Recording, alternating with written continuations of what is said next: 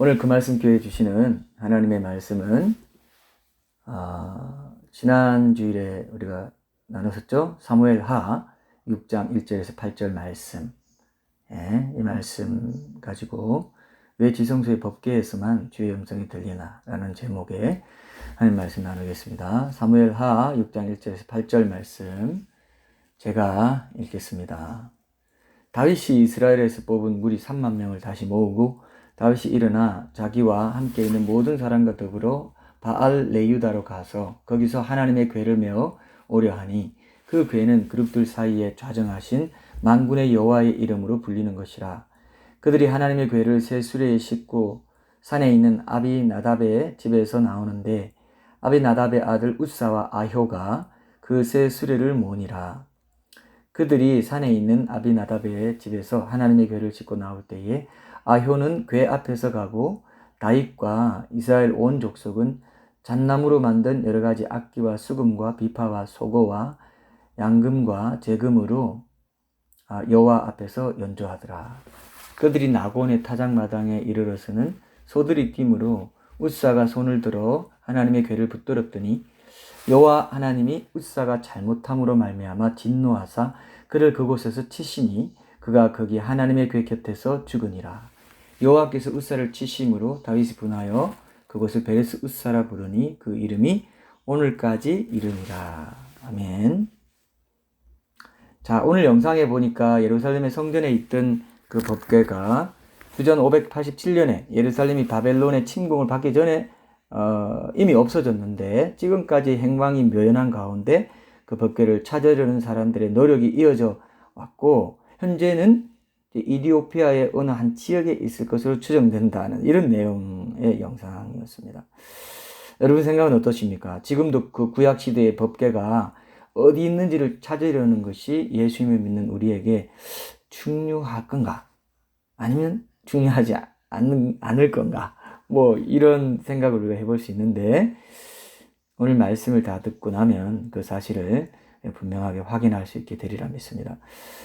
오늘 우리는 이 부분도 이제 결론적으로 다루겠지만 하나님께서 모세를 통해서 이스라엘 백성들로 하여금 아주 중시하게 했던 이 법궤 자체의 특성을 살펴볼 텐데요. 그렇게 살펴보되 특별히 그 법궤가 어떻게 지금 예수님을 구주와 주님으로 믿는 우리 그리스도인들이 일상에서 하나님의 음성을 듣고 살아가는 삶과 아주 밀접하게 관련을 맺고 있는가 하는 이런 내용을 중심으로 살펴보려고 합니다. 지난 주일에는 우리가 오늘 읽었던 본문 말씀 중에 초반부에 속하는 1절, 2절을 중심으로 살펴봤는데요. 오늘은 나머지 후반부에 속하는 3절에서 8절까지를 중심으로 살펴보려고 하는데 오늘 이 본문의 내용에서 법궤의 세 가지 특징을 찾아보고요. 그것을 통해서 오늘의 주제 질문, 그러니까 왜 지성소의 법궤에서만 주의 음성이 들리나 하는 대답도 결론적으로 함께 찾아보려고 합니다. 여러분, 법궤가 우리 신앙생활에 갖는 의미가 아주 상당히 크고 심각합니다. 그래서 지난 주일과 오늘 두 번에 걸쳐서만 다루고 이제 이거 끝낼 것이기 때문에 오늘 말씀을 특히 주목해서 잘 들어두시면 두고 유익이 있으리라 생각합니다. 어쩌면 신앙의 핵심을 담고 있는 게 이 성막이 이스라엘 백성의 핵심이었는데 그 성막 중에서도 지성소의 법궤가 핵심이었단 말이죠. 그러니까 우리 모든 신앙의 핵심을 여기 집약해놨다라고 또 볼 수 있습니다. 그래서 이 지상의 성막은 또 천국에 있는 하나님의 전을 그대로 모형으로 보여주신 것이기도 하기 때문에 하나님의 보좌가 있는 곳이 또 지성소거든요. 천국 가면 우리가 확인하게 될 텐데 오늘 잘 들으셔서 잊지 말고 꼭 적용하는 매일의 일상이 될 수 있도록 여러분 오늘 말씀 잘 들어주시면 좋겠습니다. 자, 먼저 첫 번째로 그럼 우리가 세 가지 특징을 본다고 했는데 먼저 첫 번째로 우리가 오늘 이 본문 말씀에서 찾아낼 수 있는 법궤의 특성이 뭐냐 하면은 법궤라는 것 자체가 처음부터 이동이 가능하도록 만들어진 성물이라는 사실입니다. 자, 오늘 보면 3절부터 5절까지 다시 읽어보겠습니다. 그들이 하나님의 궤를 새 수레에 싣고 산에 있는 아비나답의 집에서 나오는데 아비나답의 아들 웃사와 아효 마치 좀 한국 사람 이름 유일하게 한국 사람 이름 같습니다. 아효가 그 병효도 있었죠 우리 아효가 그 새 수레를 모으니라. 그들이 산에 있는 아비나답의 집에서 하나님의 궤를 싣고 나올 때에 아효는 궤 앞에서 가고 다윗과 이스라엘 온 족속은 잣나무로 만든 여러 가지 악기와 수금과 비파와 소고와 양금과 재금으로 여호와 앞에서 연주하더라. 아효가 나오는 바람에 제가 또 웃음이 나네요. 자, 지금 이 내용은요, 법궤가 바알 레유다, 유다의 왕들이라 했잖아요. 곧 기럇 예아림의 이제 그 가나안식 이름이 바알 레유다라고 지난주에 말씀드렸죠. 그 동네에 레위인 아비나답의 집에서 다윗성이 있는 예루살렘으로 옮겨지는 과정을 담고 있습니다. 이 내용이요. 그래서 여기 3절에 나오는 하나님의 궤가 바로 법궤를 가리키는 말입니다. 성경에서 법궤는 하나님의 궤, 거룩한 궤, 정극궤, 언약궤 뭐 이런 말로도 이제 불리는데요. 이스라엘 백성이 시내 광야에서 이동할 때마다 성막의 지성소 안에 있던 이 법궤도 옮겨져야 했기 때문에 이 법궤는 만들어질 때부터 언제든지 필요할 때마다 이동하는 것을 전제로 만들어졌다는 게 이게 이제 중요한 진리를 갖고 있습니다. 그래서 사실 법궤 자체도 뭐 외형적으로만 보면은 그리 크지 않은, 그러니까 표면을 금으로 도금한 나무 상자, 나무 괴짝이었어요. 우리나라 말로 그냥 더 말하면 괴짝, 나무 괴짝이었는데 출애굽기 37장 1절에 보면은 브살렐이 아주 공교한 그 장인이었죠. 법궤를 만들 때, 이 브살렐이 법궤를 만들 때 가로 120, 세로 70, 높이 70cm 그쯤 되는 작은 나무 상자로 이렇게 만들었다고 기록되어 있습니다. 이 상자를 덮는 순금으로 만든 덮개가 있었고 그 위에 그룹 천사, 체루빔 천사 둘이 조각되어 있었기 때문에 이 전체 상자의 무게는 꽤 나가지 않았겠나 그렇게 생각됩니다. 그래서 이동할 때 장정 4사람 정도가 각각 어깨로 이제 법궤를 메고 갈 수 있도록 법궤의 4모서리에 황금 고리가 붙어 있고요. 거기에 이제 양쪽으로 언제나 2개의 장대가 걸려 있었습니다. 법궤가 움직여야 할 때는 레위인들이, 또 레위인만 움직일 수 있습니다. 레위인들이 이 장대를 어깨에 메고 운반하도록 되어 있었어요. 이것에 대한 규정이 출애굽기 25장 23절부터 28절까지 나오는데요. 여러분 오늘 출애굽기랑 민수기 이런 데 모세 오경 중심으로만 찾을 것이기 때문에 출애굽기 25장을 한번 여러분 찾아보시기 바랍니다. 출애굽기 25장 우리 창세기 다음에 출애굽기죠. 출애굽기 25장 찾기 쉽습니다. 출애굽기 25장 23절부터 28절까지 제가 빨리 한번 읽어보겠습니다. 눈으로 확인하는 게 중요하니까요. 자, 제가 읽습니다. 너는 조각목으로 상을 만들되 길이는 2규빗, 한 규빗은 45cm 정도 됩니다. 그래서 보통 뭐 팔 한 그죠? 뭐라고 하나요? 팔 길이 반 정도 된다고 보시면 되는데 너비는 한 규빗, 높이는 한 규빗 반이 되게 하고 순금으로 싸고 주위에 금테를 두르고 그 주위에 손바닥 넓이만한 턱을 만들고 그 턱 주위에 금으로 테를 만들고 그것을 위하여 금고리 넷을 만들어 그 네 발 위 네 모퉁이에 달되 턱 곁에 붙이라. 이는 상을 맬 채를 꿰 곳이며 또 조각목으로 그 채를 만들고 금으로 싸라. 상을 이것으로 맬 것이니라. 자, 여기 보면은 법궤의 네 모퉁이에 금고리 넷을 만들어 달고 거기에 상을 맬 채, 곧 장대를 꿰어서 사람들이 그 법궤를 이동시키려고 할 때는 그 장대를 메고 옮겨야 된다. 이렇게 규정하셨어요. 그래서 이 사실은 지금 우리와 같은 신자들이 하나님의 음성을 듣고 살아가는 삶과 어떤 관계가 있을까? 우리가 한번 이제 교훈을 찾아본다면 우리가 하나님의 음성을 듣는 곳이 골방이나 교회 강단이나 어떤 특정한 장소에 국한된 것이 아니라는 사실을 돌아보게 해주는 것입니다. 법궤의 고리에 장대가 이제 달려 있어 가지고 언제든지 이동할 수 있는 성물이라고 규정해 두신 것 자체가 하나님의 임재가 특정한 어느 한 곳에만 머물러 있다는 생각이 잘못되었다는 사실을 가르쳐 주고 있기 때문에 그렇습니다. 그래서 법궤의 가장 주된 특성이 하나님의 임재를 상징한다는 것은 오늘 본문 말씀의 1, 2절을 중심으로 지난 주일 설교에서 중심적으로 이미 살펴봤죠. 근데 오늘은 여기에 더해서 그 법궤가 이렇게 이동할 수 있도록 황금 고리에 장대를 항상 끼워두는 성물이었다는 거. 여기에 이제 오늘 초점을 맞춰볼 필요가 있습니다. 그럴 때 우리가 하나님의 임재가 우리의 평범한 일상에서 우리와 삶의 동선을 함께 한다는 거. 이런 영적인 진리를 분명하게 확인할 필요가 있습니다. 아직도 한국교회의 많은 목회자와 신자들이요, 이 하나님의 임재는 교회의 공예배에서나 나타난다고 여기는 그런 경향이 많습니다. 또 교회 건물 자체를 성전이라고 부르는 사람들이 굉장히 많아요. 성전이 아닌데 성전이 예수님이고 우리가 성전이라고 했는데 그럼 그 건물이 예수님이고 우리가 그 건물이라는 겁니까? 그게 말이 안 되는데도 성전이란 말을 쓴다는 것입니다. 그래서는 안 되는데 사실은요.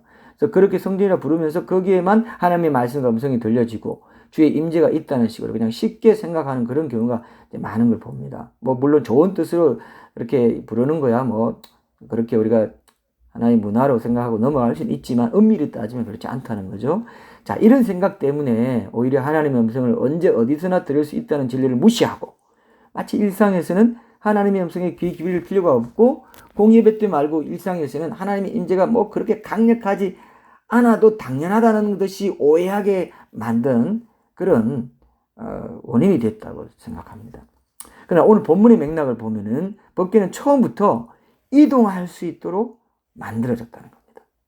예. 이걸 분명히 우리가 확인해야 합니다.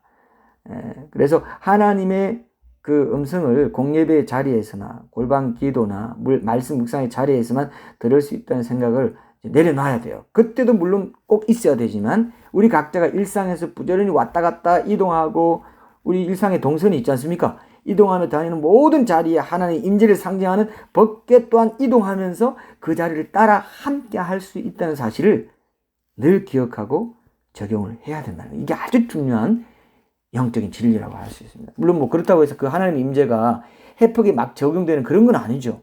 아무렇게나 일상에서 쉽게 얻을 수 있는 것이다. 이걸 말하려고 하는 게 아닙니다. 일상 속에서도 우리가 지성소에 거할 때에만 그 지성소의 법궤, 그러니까 하나님 임재 가운데 들려지는 하나님의 음성을 듣고 살아갈 수 있다는 것을 강조하려고 하는 거죠.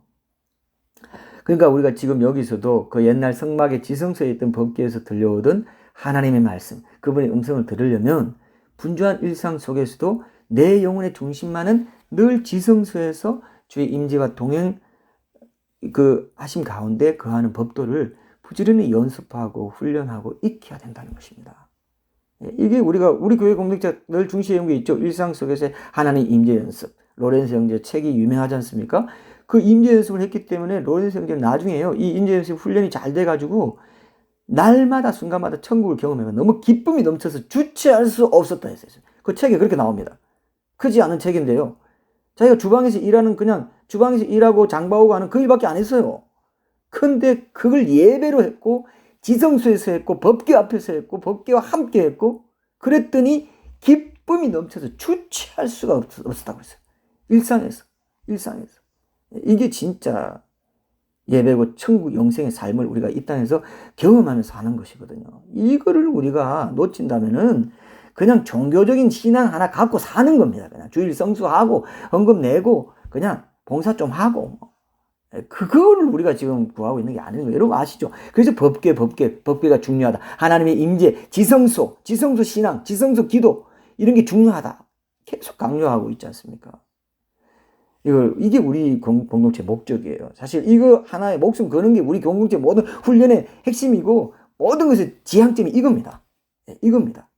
이걸 남녀노소, 청소년부터 주일학교부터 청년, 장년, 노년에 이르기까지 모든 사람이 이거 하나에 집중하면 우리는 끝난 거예요, 사실은. 이렇게 중요합니다. 근데 성경에서도 이것을 계속 집요하게 지속적으로 이거 하나만 계속 강조하고 있다 이겁니다.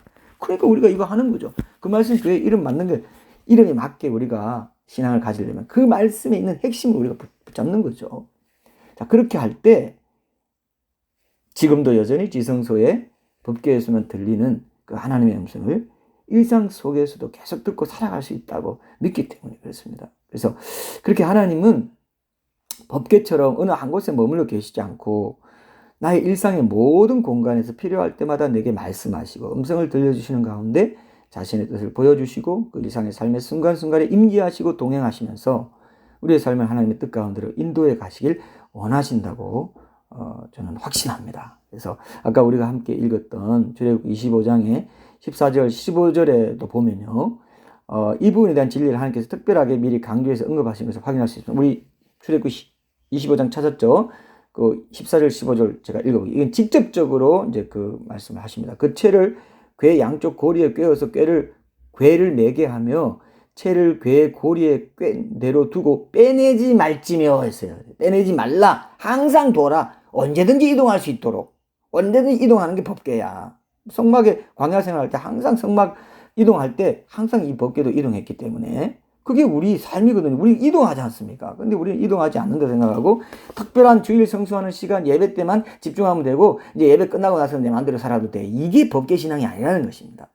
하나님이 빼내지 마. 항상 거기 둬. 항상 이동할 거야. 이동할 준비가 돼 있어야 돼. 이 얘기를 하시는 거죠.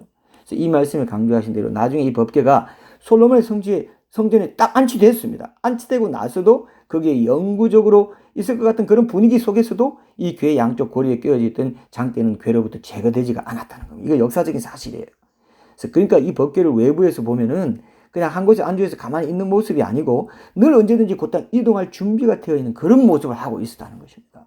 이 얼마나 신비로운 모습입니다. 하나님의 임재가 늘 나와 함께 할 준비를 하고 계신데 우리는 나 혼자 살아간다 생각해봐요. 불기둥 구름기둥도 같이 움직이는 게 똑같은 개념입니다.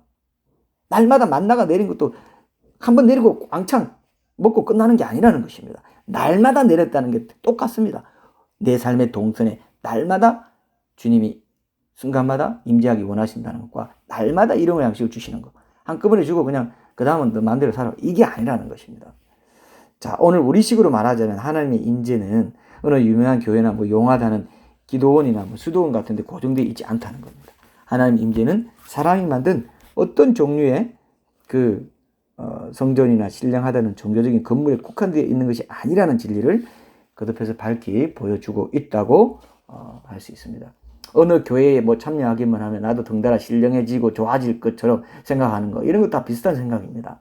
실제로 내가 법궤 되시는 하나님과 교회에서나 골방에서나 일상에서 한결같이 동행하는 삶이 나를 하나님의 참된 백성이자 참된 예배자가 되게 해주는 것임을 기억해야 됩니다. 그래서 일상에서 늘 하나님의 임재와 동행을 사모하는 참된 예배자로 살아가기로 지금 이 순간에 우리가 결단해야 된다는 겁니다.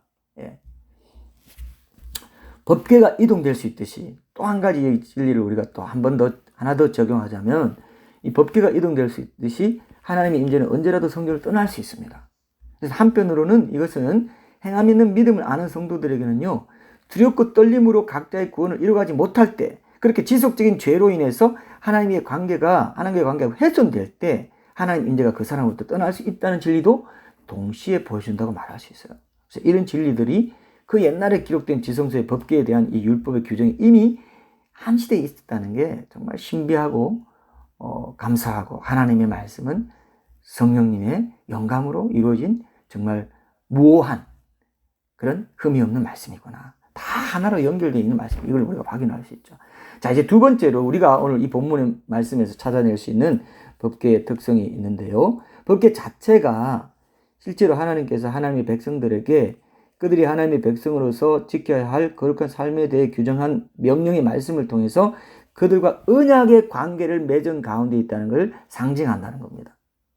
이 법궤 자체가 언약 관계를 상징한다는 거죠. 주의 약속의 말씀을 통해서, 명령의 말씀을 통해서 이렇게 순종해야 나와 언약 관계를 유지하는 거야. 내가 거룩하니 너희도 거룩해야 돼. 이게 언약 관계의 핵심이거든요. 그게 십계명이고 명령의 말씀이고 모든 우리에게 주신 말씀이 그 언약 관계를 상징하고, 법궤가 또 그 언약 관계를 상징하고 있다는 것입니다. 그래서 그 언약의 관계를 상징하는 법궤를 이동시킬 때도 그 하나님의 말씀에 규정된 법도대로 따라야 됐는데 그러지 못하는 바람에 큰 불상사를 당하는 장면을 오늘 본문 6절에서 8절까지의 내용에서 이제 보게 됩니다. 이런 일이 생기게 된 것 자체가 다윗을 포함한 당시 사람들이 법궤의 특성, 그러니까 하나님과 백성 간의 거룩한 언약 관계를 상징하는 법궤의 특성에 대해서 깊이 이해하지 못한 까닭이라고 이제 볼 수 있는데요. 6절에서 8절까지 말씀을 다시 한번 읽어보겠습니다. 이 두 번째 특성 하고 있습니다. 오늘은 3절부터 8절까지 말씀에서 세 번째 특성을 다 찾고 결론을 맺으러 갑니다. 자, 6절, 8절 제가 읽어볼게요. 그들이 나곤의 다장마당에 이르러서는 소들이 뛰므로 웃사가 손을 들어 하나님의 궤를 붙들었더니 여호와 하나님이 웃사가 잘못함으로 말미암아 진노하사 그를 그곳에서 치시니 그가 거기 하나님의 궤 곁에서 죽으니라. 여호와께서 웃사를 치심으로 다윗이 분하여 그곳을 베레스 웃사라 부르니 그 이름이 오늘까지 이르니라. 자, 여기 보면은 애초부터 웃사가 하나님의 궤, 곧 법궤를 붙들었던 것은 하나님과의 언약 관계에서 매사에 그분의 법도대로 살아야 될 그 백성들이 법궤를 운반할 때에도 여전히 하나님의 백성들이 지켜야 할 규정대로 행했어야 됐는데 그러지 못했기 때문에 이런 일을 당하게 된 것입니다. 그 법궤를 붙들게 된 것입니다. 그래서 또 죽게 되는 거죠, 나중에. 하나님께서 정해두신 율법에 따르면 이 법궤를 포함한 성물들은 레위 지파의 고핫 자손들이 직접 어깨에 매서 운반하도록 그렇게 제정되어 있었습니다. 그래서 그 성물을 만지면 죽음을 당하는 것으로 기록되어 있어요. 민수기 한번 찾아보시죠. 민수기 4장, 출애굽기 다음에 민수기, 창세기, 출애굽기, 레위기, 민수기, 신명기죠. 자, 한번 찾아보세요. 민수기 4장 15절. 민수기 4장 15절에 보면은 제가 읽어볼게요. 여기 분명히 이미 규정이 되어 있습니다. 진영을 떠날 때에 아론과 그의 아들들이 성소의 모든 기구 덮는 일을 마치거든 고핫 자손들이 와서 맬 것이니라. 그러나 성물은 만지지 말라 그랬어요. 그들이 죽으리라 그랬습니다. 회막 물건 중에서 이것들은 고핫 자손이 맬 것이며 이렇게 되어 있습니다. 자, 이 말씀에 보면은 광야 생활을 하면서 이스라엘 백성이 이동해야 할 때마다 법궤를 포함해서 회막 안에 지성물들도 옮겨야 되는데 그럴 경우에는 그것들을 잘 싸서 그 채를 꿰가지고 레위인들인 고핫 자손이 메고 이동시켜야 되는데 민수기 7장 9절에도 보면은 이 고핫 자손들이 맬 때도 어깨에 메고 옮겨야 된다 이렇게 구체적으로 기록되어 있습니다. 근데 오늘 본문 3절에 보면은 레위인인 아비나답의 아들 우사와 아요가 하나님의 궤를 운반하는 일에 나선 것까지는 좋았지만은 그 법궤를 그냥 수레에 실어가지고 끌고 가는 정도로 해서 하나님의 법대로 하지 않고 자신들의 편의대로 적당히 떼어버리는 그런 모습을 볼 수 있습니다. 자, 3절에 보니까 그들이 하나님의 궤를 새 수레에 싣고 수레에 실었어요. 그래서 좀 헌수레에는 싣지 않고 뭔가 좀 있어 보이게 하려고 새 수레에는 실었어요. 또 우리도 이런 모습이 있죠. 뭔가 그래도 뭐 좀 있어 보이려고 하나님 말씀 지키는 것처럼 하면서 사실 그대로 안 지키는 이런 경우를 우리가 상상할 수 있는데, 자, 새 수레에 싣고 산에 있는 아비나답의 집에서 나오는데 아비나답의 아들 우사와 아효가 그 새 수레를 모으니라 이렇게 기록되어 있습니다. 자, 처음부터 이런 어색한 정황 가운데서 우리식으로 표현하면 뭔가 심기가 불편한 가운데 계시다가 나중에 우사가 법궤를 만지기까지 하니까 하나님께서 이제 그를 치심으로 우사가 죽은 것을 베레스 우사, 그러니까 우사를 치다라는 뜻을 가진 지명으로 부르게 되기까지 하는 이런 불상사가 생기고 마는 것입니다. 자, 이건 하나님이 냉정하시고 폭력적인 분이었어가 아니라 하나님이 이만큼 자신의 백성들과의 언약 관계를 소중히 여기신다는 것을 이번 기회에 실물 교훈으로 확실하게 이 이스라엘 백성들이 알게 해주시기 위한 은혜의 수단이었다고 보는 게 맞습니다. 이만큼 내가 중요히 여기는 거야. 내가 견본으로 보여주마. 이렇게 한 겁니다. 자, 나중에 우사가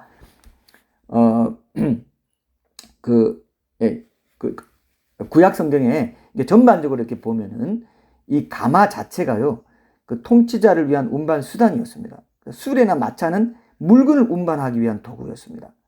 근데 헌물이나 곡식 같은 거, 이런 물건을 싣는 그 수레에다가 통치자이신 하나님의 임재를 상징하는 법궤를 실어서 이제 운반하려 했다는 것 자체가 백성들과의 언약 관계의 대상자이자 그들의 통치자의 왕이신 하나님께 대한 큰 결례였고 모욕이었어요. 수레나 마차는 결코 왕족을 위한 것이 아니었기 때문에 그렇습니다. 당시의 모든 그런 그 관습을 봐도요. 우리 가족이 예전에 전체를 함께 다 본 사극이 딱 하나 있는데, 그게 바로 이제 배우 한석규 씨가 세종대왕으로 등장했던 뿌리 깊은 나무라는 그 드라마였습니다. 여러분 안 보신 분들은 한번 보세요. 굉장히 재밌고 교훈되는 것도 많이 있고 한 건데요.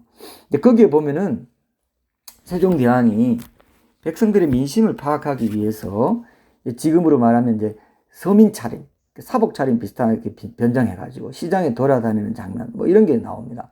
근데 그런 경우 말고 왕이 어디 바깥을 공식적으로 나가는데 그 왕을 수레에 태워가지고 누군가가 앞에서 끌고 주변에 신하들이 따라가는 그런 장면이 있다고 상상해 보세요. 얼마나 어색합니까?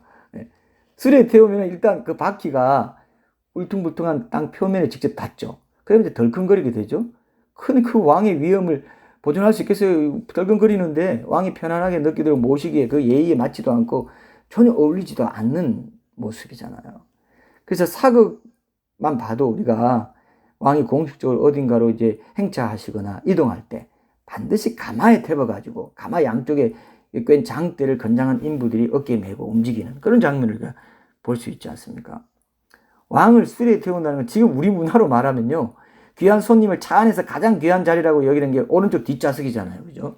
그 뒷좌석에 앉혀서 모시지 않고 수화물 같은 짐을 싣는 차 뒤 트렁크에 태워서 모시고 가는 것과 비슷한 상황입니다.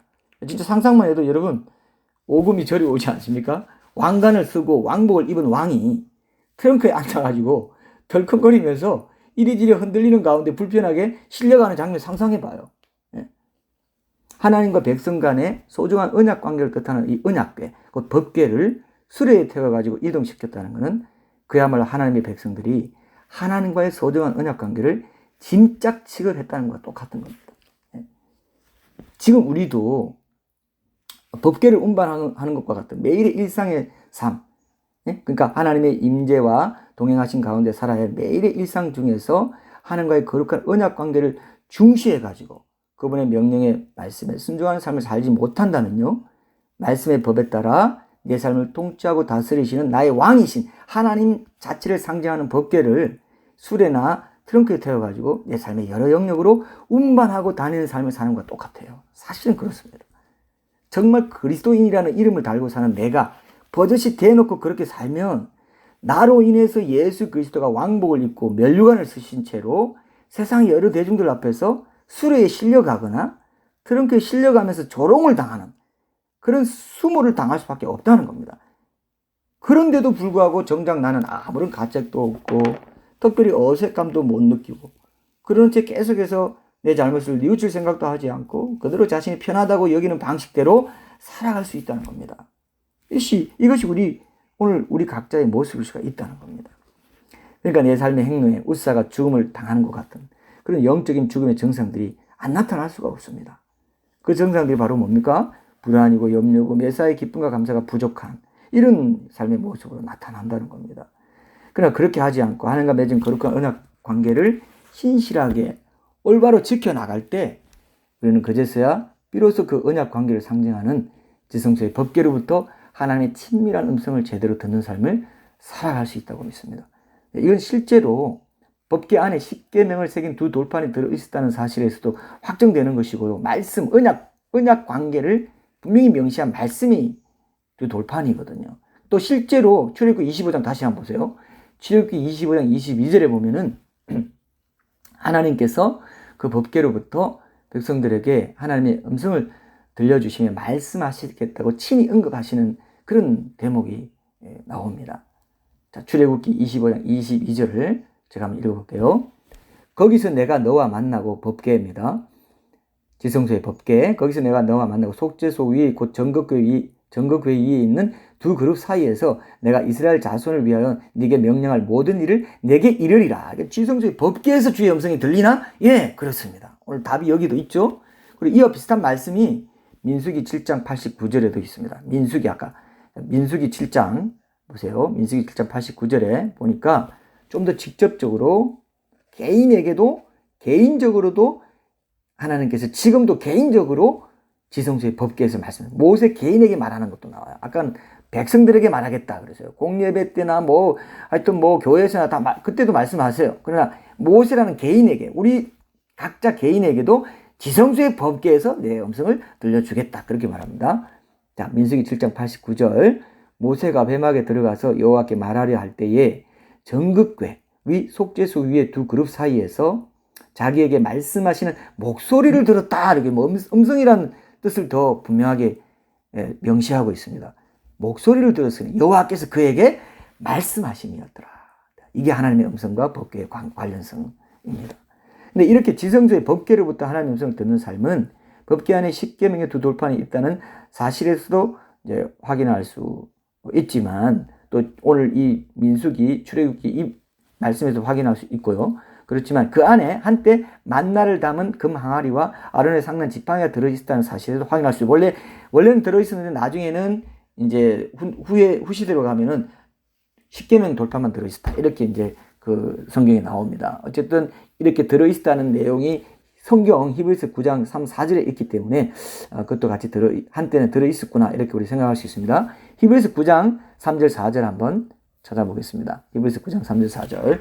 오늘 내용이 밀도가 있고 성경적으로 우리가 근거를 찾아야 되기 때문에 중요하다고 말씀드렸죠. 이거를 기억하셔야 됩니다. 아주 중요합니다. 자, 히브리서 9장 3절 4절 제가 읽어보겠습니다. 또 둘째, 휘장 뒤에 있는 장막을 지성소라 일컫나니 금향로와 사면을 금으로 싼 언약궤가 있고 그 안에 만나를 담은 금 항아리와 아론의 상난 지팡이와 언약의 돌판들이 있고 십계명 돌판이죠. 자, 여기에 보면 지성소의 법궤 안에 하나님의 언약 백성이 되는데 핵심적인 축복의 통로라고 할 수 있는 그 십계명의 언약의 말씀이 있고 매일의 말씀 묵상의 삶을 상징하는 만나를 담아둔 금 항아리가 있고요. 부활의 생명을 상징하는 아론의 상난 지팡이가 들어있다는 사실을 알 수 있습니다. 지금도 우리는 바로 이 세 가지 은혜의 방편을 따라서 하나님의 음성으로 인도받는 삶을 살아가야 된다는 걸 보여줍니다. 특히 아론의 상난 지팡이는요, 우리가 지난번에 함께 살펴본 대로 갈라디아서 2장 20절 거기서 사도 바울이 이제 이렇게 고백하죠. 이제는 내가 사는 것이 아니요 오직 내 안에 그리스도께서 사시는 것이다. 내 안에 그리스도께서 사시면서 하시는 일이 뭐겠느냐? 음성을 들려주시는 것이다. 이렇게 우리가 연결해서 우리가 살펴본 적이 있는데 이렇게 고백한 부활신앙입니다. 이게 이 부활신앙, 지금도 내 안에 살아계시는 부활하신 예수님의 임재와 동행하심 가운데 날마다 부활 생명으로 살아간다고 고백한 그 부활신앙, 그리고 그 부활하신 예수님이 내 안에서 들려주시는 음성을 듣고 그 뜻을 인도함을 받아 살아가는 그 진리, 이것을 우리가 확인할 수 있습니다. 자, 그럼에도 불구하고 당시에 법궤를 예루살렘으로 옮기려던 이 다윗과 그 일행은 이렇게 소중한 의미를 가진 법궤를 옮겨갈 때 그 방법에 대해서 충분히 숙지하지 못하고 신중하지 못하게 이제 행하게 된 거죠. 법궤를 옮겨가려 했던 예배자로서의 의도는 좋았지만은, 그죠? 다윗이 그 법궤를 운반하는 방법에 대해서는 충분히 숙지해서 그대로 신중하게 따르는 그런 이제 일을 못하게 된 거, 이건 하나님께서 보실 때 큰 잘못이었다고 봅니다. 사실 당시 법궤를 수레에 실어서 옮기는 거는 블레셋 사람들이 자신들의 관습을 따라 그렇게 법궤를 수레에 실어가지고 베스메스로 옮겼다. 이렇게 사무엘상 6장 8절에서 11절에 보면 그렇게 되어 있습니다. 그래서 이제 블레셋 사람들의 발상이고 그들은 신전의 그런 신상이나 그 기구들을 옮길 때 수레에 실어서 옮긴 걸로 알려져 있어요. 근데 다윗이 이 법궤를 옮길 때도 이교도들이 하던 방법을 그대로 따랐다는 겁니다. 지금 우리가 하나님을 모시고 그분과 동행하기를 소원하는 참된 예배자의 삶을 살아가고자 할 때도 마찬가지입니다. 하나님이 정해주신 성경의 법대로 하지 않고 지금도 여전히 우리가 주님을 모른 채 육신적인 이방인으로서의 소욕을 따라 살아갈 때 익숙했던 그런 관습이나 습관을 따라서 그렇게 하기가 쉬워요. 당연히 하나님은 그런 방법을 기쁘게 받으실 수 없습니다. 내 편의대로 하나님을 섬기는 거지 주님이 인정하시는 법대로 섬기는 게 아니기 때문에 그렇습니다. 근데 요즘은 어떻습니까? 이 내가 복음식 신앙이 뭐 다 그런데 뭐 하면서 이렇게 상당히 많이 퍼져 있죠. 그러니까 신앙이 점점 더 미지근해지고 능력이 없어져 간다. 이렇게 저는 생각하는데요. 이런 경우를 보면은 우리가 예배 드리려는 마음 자체도 중요하지만 그것이 표현되는 과정도 올바르게 되어야 하나님께서 받으신 진정한 예배를 드릴 수 있다. 이렇게 생각합니다. 그래서 우리가 예배 드릴 때 예수님이 영과 진리로 예배를 드려야 된다 하셨잖아요. 그 진리의 영이신 성령의 인도 가운데 진리 안에서 진리신 하나님께 진리의 거룩하신 말씀을 통해서 올바르게 예배를 드려야 되는데 그렇지 못하는 것이 많지 않습니까? 그 과정에서 찬양할 때나 합심 기도할 때나 말씀 그 교제 나눌 때 우리의 마음 자세가 성령의 인도를 따르는 민감성 가운데 센시티브한 가운데 따르지 않고 영과 진리로 하지 않는 게 그게 하나님께 집중하지 않는 태도입니다. 진리신 주님께 집중하지 않는 태도, 그럼 영과 진리로 예배드리는 게 아니다라고 예수님이 말씀하실 거예요. 그래서 이런 것들 우리가 잘 생각을 해야 됩니다. 그래서 이전에 제가 여러 번 강조했지만 어떤 성도가 예배드리는 자세가 어떠한지를 보면은 그가 지금까지 어떤 신앙생활을 해왔는지 그리고 앞으로 어떤 신앙생활을 해갈지가 딱 추락해서 보입니다. 사실 무서운 겁니다. 하나님은 그토록 예배를 중시하시고 그 예배자의 중심을 그 사람의 전부로 보신다는 걸 꼭 기억하십시오. 그러한 예배의 자세가 공예배의 자세가 일상의 예배의 삶에서도 그대로 나타나기 때문에 예배를 드릴 때마다 우리의 태도가 어떠한지를 잘 살피고 공예배를 드릴 때 주님이 특별하게 주시는 그 은혜와 능력을 일상의 예배까지도 내가 연장해 가져가야지 하는 이런 자세가 될 때 영과 진리로 드리는 예배에 민감해진다는 겁니다. 진리의 영이신 그 성령의 인도에 민감해지는 예배를 드려야 되는 것이 영과 진리로 예배 드리는 것이거든요. 꼭 기억하십시오. 그 예배가 아니면 하나님이 안 받으신다는 겁니다. 받지 않겠다 하신다는 것을 기억하셔야 됩니다. 자, 오늘 본문 사무엘하 6장 8절에 보면은 여호와께서 웃사를 치심으로, 마지막 절이죠. 오늘 보면 다윗이 분하여 그것을 베레스 웃사라 부르니 그 이름이 오늘까지 이르니라. 이렇게 이제 기록되어 있는데요.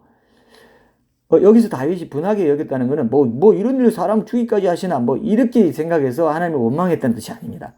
하나님 그분 자체를 상징하는 법궤를 운반할 때 내가 신중하지 못하게 함부로 행했구나, 이렇게 생각하고 자기 반성을 하는, 자기 반성의 분함이었다, 이렇게 볼 수 있습니다. 이어지는 구절에 보면 다윗이 그날에 여호와를 두려워하여 라고 이렇게 기록된 대목을 봐도 이 사실을 알 수 있는데요. 법궤 운반의 법도에 대한 말씀의 규정을 정확히 확인하고 숙지하지 못한 자신의 모습을 반성한 모습이라고 할 수 있다는 거죠. 자, 지금 우리에게도 이런 모습이 필요하죠. 내 삶에서 영적인 죽음과 같은 그런 증상들이 나타난다고 합시다. 그러면은 보통 반응이 두 가지로 나타나요. 어떤 사람은 오늘 본문 8절에 등장하는 다윗처럼 스스로 자신의 모습을 분하게 여기면서 다시는 하나님 말씀에 위배되는 삶에 나를 방치하지 않겠다, 이런 결심을 하는 사람이 있고, 어떤 사람은 그런 모습을 놓고 자신의 삶을 말씀에 비추어서 돌아보기보다는 오히려 하나님께 자기 삶에 자기 죄로 인해서 들이닥친 어려움과 실패에 대해서 하나님께 원망하고 불평하는 그런 모습을 가질 수도 있어요. 근데 이보다 더 심각한 경우가 있습니다. 분하게 여기지조차 않아요. 이래도 좋고 저래도 좋고 그게 뭐 대단하냐, 신들어 앉아 살아가는 이런 제3의 유형이 사실 지금 제일 많아요. 사실 제가 느낄 때는 자신의 부족한 모습에 대해 분하게 여기는 사람은 당연히 하나님의 말씀으로 돌아가려고 하겠죠. 그죠?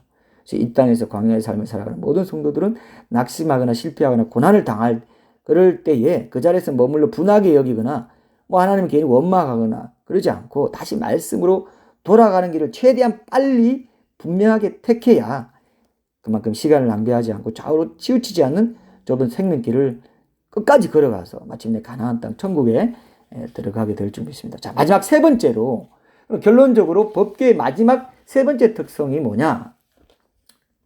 자, 아까 서두에 우리가 영상에서 이제 잠깐 확인한 대로 지금 성경에는 법궤가 없다는 사실 그 자체가 법궤의 특성이에요. 또. 오늘 본문에서 보는 것처럼 다윗성으로 옮겨진 법궤는 나중에 다윗의 아들 솔로몬이 성전을 건축한 뒤에 지성소에 완치됐지만 이렇게 막 복잡한 과정을 거쳐서 법궤를 인도했는데 결국 성전이 나중에 없어져 버립니다. 자, 이것까지도 오늘 본문에 암시되어 있다고 우리가 한번 느껴볼 필요가 있습니다. 묵상을 그렇게까지 연장해 볼 필요가 있다고 보는데요. 자, 그 솔로몬이 그렇게 잘 지어가지고 성전 건축한 뒤 지성소에 다 안치됐지만은 훗날 성전에서 사라져버리고 지금까지 아무도 그 행방을 알지 못하는 겁니다. 이게 또 법궤의 특성이에요. 마지막 특성입니다. 자, 이 신약 시대로 보면은 더 이상 법궤 그 자체는 효용 가치가 없다는 의미를 보여주려 한 것이 아닐까, 이렇게 우리가 묵상해 볼 수 있습니다. 실제로 지금 우리가 구주와 주님으로 믿는 예수 그리스도야말로 법궤가 상징한 모든 것이었어요. 사실 법궤 자체가 예수님을 상징하는 성물이었습니다. 예를 들어서 법궤가 당시만 해도 아주 흔했던 조각목으로 만들어진 것 자체는 성육신하신 예수님의 인성을 상징하고요. 그 나무를 금으로 도금한 것은 예수님의 신성을 상징합니다. 이건 뭐 신학자들이 정해놓은 것이기 때문에 우리가 인정할 수 있고요. 바로 그 언약궤가 정말 보여주고자 했던 모든 실체가 하나님이신 예수님의 성육신을 통해서 다 이루어졌습니다. 예수님이 우리와 같은 언약 백성의 죄를 대속해서 죽으실 것이 처음부터 법궤 어디에 모형으로 주어져 있었습니까? 법궤의 덮개 위에 두 그룹 천사, 체루빔 천사가 서로 날개를 펴고 마주 앉아서 둘 사이에 있는 속죄수를 내려다보는 형상에서 이미 주어져 있었습니다. 그 형상이 법궤의 순금 덮개 위에 조각되어 있다 했잖아요. 그죠? 대제사장이 그것도 1년에 한 번만 들어갈 수 있어요. 1년에 한 번씩 지성소에 들어가서 그 속죄수 위에 피를 뿌려가지고 언약 백성이 모든 이스라엘 백성들의 죄를 씻어줬습니다. 이것은 하나님 임재 가운데 들어가려면 반드시 죄를 씻어 거룩하게 되어야 한다는 진리를 드러내기도 했던 것인데, 성육신 하신 예수님이 우리 모두의 대제사장으로서 대속의 죽으심을 통해서 단번에 이 속죄제사를 들이셨다는 겁니다. 그래서 옛날에도 이 법궤가 있는 지성소에는 제사장도 아닙니다. 대제사장 1년에 딱 한 번 들어갈 수 있는 것이었습니다. 근데 지금은 어떻습니까? 히브리서도 보면 우리가 하나님의 보좌에 예수의 피를 힘입어 담대히 그 보좌에 나아간다고 그랬습니다. 우리가 다 대제사장이에요. 예수님 믿는 우리가. 이거 얼마나 엄청난 겁니까? 근데 이 법궤를 업수히 여기고 대수롭지 않게 여긴다고요? 그런 사람은 영적인 복을 받을 수가 없다는 겁니다. 이 법계를 우습게 알기 때문에 내 삶에 진전이 없고 변화가 없고 뭔가 치유와 회복과 기쁨과 감사가 충만하지 않다는 겁니다. 그러니까 오늘 내가 법계를 이렇게 강조하지 않습니까? 꼭 기억하세요. 이걸 없이 여기면 안 돼요. 그렇다고 없이 여기도 되느냐? 예수님 피로 내가 이제 구원받았으니까 나는 적당히 살아도 돼. 이게 행함 있는 믿음을 무시하는 사람들의 삶입니다. 지금 천국 티켓 따냈으니까 나는 지성소고 뭐고 그냥 적당히 살아도 돼. 이게 얼마나 위험한지. 울사처럼 죽습니다. 영적인 모형이기 때문에 죽습니다. 죽음이 염려, 근심, 걱정, 기쁨과 감사가 없는 삶으로 나타나는 거거든요. 그래서 우리가 행함 있는 믿음을 우리 교회가 붙잡게 해주신 게 얼마나 감사한지 말입니다. 축복이에요. 이것보다 같은 축복이 없습니다, 여러분. 꽉 붙잡아야 돼요. 꽉 붙잡아야 돼요. 세상이 누가 뭐라 해도 이거 놓치면 안 됩니다. 자, 이런 구속의 역사를 이루어주신 임마누엘 되신 예수님을 통해서 신자들 안에 법궤가 대표적으로 상징하는 세 가지 특징, 그죠? 거기서 하나님의 임재가 이루어지고 주의 약속의 말씀이 주어지고 그 십계명 돌파한 이 상징하는 것과 같이 또 피 흘림을 통한 제사함이 선포되죠. 속죄소가 있다고 했잖아요. 하나님의 임재, 주의 약속의 말씀, 피 흘림을 통한 제사함의 약속과 선포. 이 법궤는 어느 한 장소에 머물지 않고 그 예수님을 구주와 주님으로 모신 모든 신자들의 삶의 자리에 언제나 함께 한다는 것입니다. 그래서 이제 참된 예배의 관건은 따로 있게 됐어요. 신자들이 공예배에 넣는다거나 찬양을 드릴 때 전심을 드리지 않는다거나 설교를 들을 때 주의 마음에 근성으로 귀 기울이는 이런 사소한 태도에서마저도 주의 임재의 영광은 더 커지거나 줄어들 수 있습니다. 지난 주일에도 강조한 것처럼 공예배뿐만 아니라 기도와 말씀 묵상과 일상의 삶을 통한 개인 예배의 자리에서 성전들이나 성소에만 머무는지 더 나아가서 지성소의 법궤까지 그러니까 하나님의 임재의 영광을 맛보고 누리는 데까지 이르는지가 새로운 관건이 된 그런 시대에 우리가 살고 있다는 것입니다. 물론 구약시대처럼 잘못된 예배를 드릴 때 적극적인 처벌로 깨우쳐주는 일이 이제 없기 때문에 자기 잘못을 그때그때 발견하고 고칠 생각을 못한 채 영적으로 무감각해질 그런 위험도 더 커졌죠. 그래서 신앙의 형식만 갖추고 내용은 이가봇으로 채워진 채 내내 원인 모를 염려와 불안과 불만 가운데 영적으로 죽은 삶을 살아갈 수도 있습니다. 지금 실제로 그래요. 즉각 이런 게 안 내리니까요. 하나님 인격적으로 기다려주시고 설교를 통해서 말씀을 통해서 묵상을 통해서 계속 나에게 인격적으로 호소만 하시고 설득만 하시지 절대로 강제로 하시는 시대가 아닌 것이기 때문에 그렇습니다. 예수님 내가 인격적으로 구주와 주님으로 모셨기 때문에 인격적으로 끝까지 가야 된다는 겁니다. 근데 법궤가 상징했던 하나님 말씀에 충실하게 순종하는 삶, 그래서 매번 죄를 씻고 거룩한 하나님의 임재 가운데 살아가기 위해 소원하는 삶, 그리고 그렇게 다윗처럼 고락의 때를 막론하고 하나님만을 바라보길 간구하는 참된 예배자의 삶 가운데서만 오늘도 우리 모두의 산 법궤가 되시는 예수님의 충만한 임재와 동행이 변함없이 이어진다는 거 여러분 꼭 기억하셔야 됩니다. 오늘 우리가 살펴본 법궤의 여러 특성은 하나님께서는 우리와 매우 친밀하게 교제 나누기를 원하시는 분이지만 한편으로는 우리와 완전히 다른 차원의 온전한 거룩함의 속성을 가지신 분이라는 사실을 보여주는 것이기도 합니다. 그렇기 때문에 사람이 하나님께 접근하려면 하나님의 율법에 명한 규칙들을 잘 지켜야 되고 그렇지 않을 때는 하나님의 거룩함이 우리 죄인들에게 치명적인 불상사로 나타날 수도 있다는 것을 보여주는 것입니다.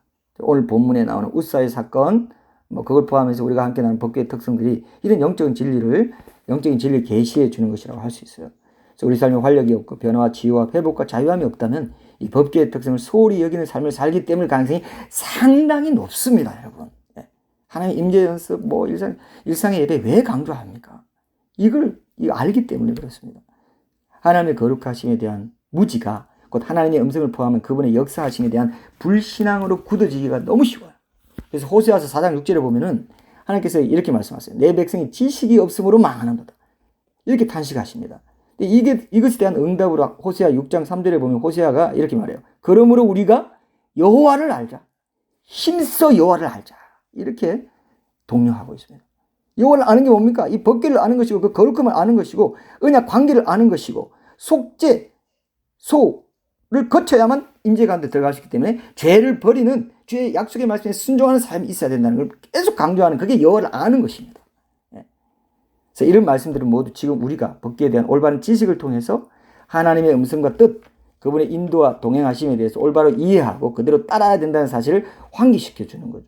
실제로 법궤, 하나님께서 그분의 백성들에게 자신의 음성을 들려주시고 친히 말씀하시는 것을 상징하는 그 법궤의 거룩함에 대한 지식이 부족하고 무지하면은 신앙생활에 큰 비극을 낳을 수 있고 끝내 비극으로 끝날 수 있다는 걸 기억하셔야 됩니다. 법궤가 너무나 거룩한 것처럼 하나님의 임재도 너무 거룩하고 영광스럽기 때문에 그냥 내 방식대로 아무렇게나 그 임재 가운데 들어가서 그분의 음성을 듣는 삶을 살 수 있다고 생각한다면 그건 큰 오산입니다. 무엇보다 지금도 행함 있는 믿음이나 마지막 때에 주님이 어떻게 다시 오시는지에 대한 올바른 성경적인 지식이 결여되어 있다면은 그 자체가 또 이 마지막 때에 교회가 사모해야 될 온전한 구원을 놓쳐버리게 만들 수도 있다는 것도 우리가 기억하고 늘 깨어 있어야 될 때라고 믿습니다. 자, 오늘 결론적으로 오늘 본 말씀을 우리가 살펴본다. 첫째, 법궤는 어느 한 곳에 머물지 않고 항상 이동하면서 하나님의 임재를 드러낸다는 진리를 통해서 우리 일상의 삶 속에서 하나님의 임재와 동행하신 가운데 하나님의 음성을 듣고 그 뜻대로 인도받는 신앙을 소원해야 된다. 이걸 우리가 기억해야 되고요.